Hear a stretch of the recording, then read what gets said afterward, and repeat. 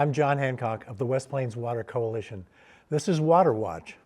John Welge is a Spokane geoengineer with a big national company called Tetra Tech.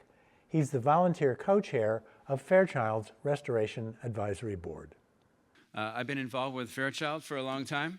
Back in the early 2000s, I helped with completing some environmental consulting work for the SS-39 plume right along the flight line. And then after that, around 2006, I joined the Restoration Advisory Board, and I've been there ever since. The RAB is what I wanted to talk to you guys just briefly about today. Basically, what does it stand for? It's the Restoration Advisory Board. And essentially, it's a group of community volunteers that are there to consider the science that's produced by the Air Force's contractors. And we're there to hold the Air Force's contractors to sound science, to creating and putting forth sound science. Basically, we provide a very critical component when it comes to the reports that the Air Force's contractors are producing. We review those reports, and we also share those with the community, and we give them a lot of feedback. And so, you know, our RAB members, we have a couple of candidate RAB members right here, and then John, of course, is a RAB member. I would encourage the entire community to talk to their RAB members, get to know them, and share their concerns with your RAB members so that we can bring those to the Air Force, because we're here to represent you. There's a diversity of chemical releases that have occurred through the course of time. And each one of those sites is being monitored and actively cleaned up at this time. And one of those sites, the most prolific of those sites, is the PFAS issue. And there are 5 active release areas known at Fairchild Air Force Base. And I want to say this first before I go on. I am not speaking for the base. I'm speaking as a RAB member and as the co-chair, but also as a person that has a lot of experience at Fairchild, and I'm sharing what I know with you. Because basically the biggest concern I think that Fairchild has ever faced is this PFAS release issue. And it's likely not just confined to those 5 crash sites or 5 release areas. When you're talking about drills that have been conducted through the course of time, you know, where all of the Air Force firefighting personnel have put out fires, you know, mock fires, training fires, you know, fire training areas, and all of the different hangars that have been flooded with PFAS at different times, either as a result of a drill or as a result of a fire alarm going off. That's a lot of exposure. And so I think that, you know, one of the things that we have to remember about this process is that we're at the very threshold, very beginning of just understanding exactly what the breadth and depth and concentration is of PFAS in our community.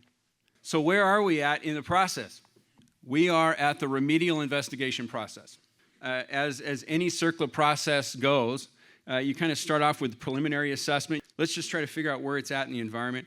And so we produce what we call a quality assurance project plan.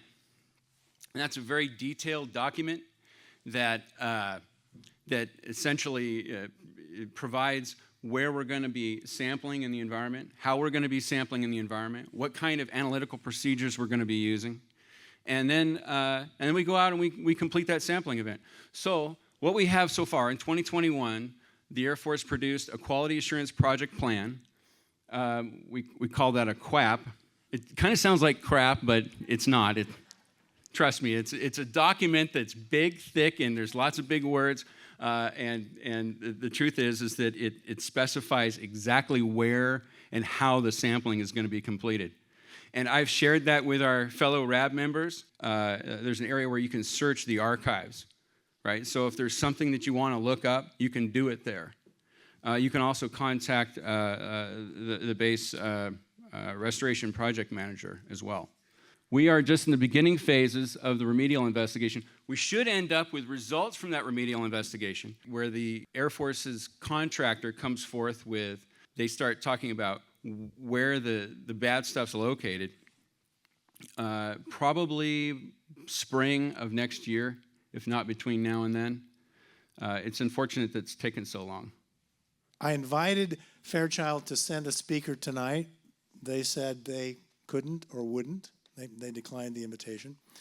The listening session at the Shriners Lodge in February was a wake-up. The Air Force has acknowledged that they shouldn't ignore us any longer. There were a dozen reps there from all the agencies, and they listened carefully. Thanks to everyone who attended. That was nearly 150 people, the largest attendance yet by any RAB meeting since the RAB began in the early 90s. A special salute to all the people who had the courage to stand up and testify at the Fairchild topic. Our EPA representative on the RAB says that the new EPA regulations will apply to military bases everywhere, and that Fairchild is waiting for instructions from headquarters about how soon to start talking about that here. There's no word yet from Fairchild on the expansion of their test zone, but the new EPA regulations mean that the old data of 70 parts per trillion that was used to determine the boundaries is going to be out of date. And in the zone that John talked about, in the Fairchild zone of 400 people, there's an estimated 100 homes that now deserve treatment because we're now above the new EPA level. So stay tuned for upcoming RAB meetings. The coalition will do its best to make sure everybody gets notification about that. And if you would like to be included in some expansion of Fairchild attention, you've just got to keep calling and keep writing. We don't have any power to intervene directly on behalf of everybody, of any particular person, but we will keep representing you all as powerfully and as thoroughly as we can.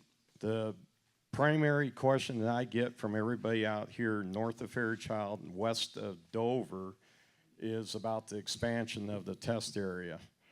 I know you don't have much involved with that, but if we can push that, because that's the #1 topic I hear from my neighbors out there. The other question I get is, why are they concerned about putting 10 more monitoring wells in Airway Heights? They already know they're contaminated. How about spreading out the monitoring wells out further outside the test areas to see where it's actually going? And I would volunteer our association put a monitoring well in.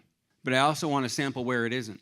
And it's where it isn't that helps me define the extent of it. Well, I don't know when they were originally sampling here that they ever figured out where it wasn't, right? So what they probably did was just come up with a rather arbitrary, here's what we think it is, and we're just going to stick with this area. And you know, maybe there was some I do believe, honestly, that there was some hydrogeological data that they were looking at. But you know, I think generally speaking, it's fairly arbitrary. That's the boundary that they proposed a while back. And I do believe that science will prevail and show that boundary is they're going to change it, and they'll figure it out, and they'll let the data will guide a new boundary.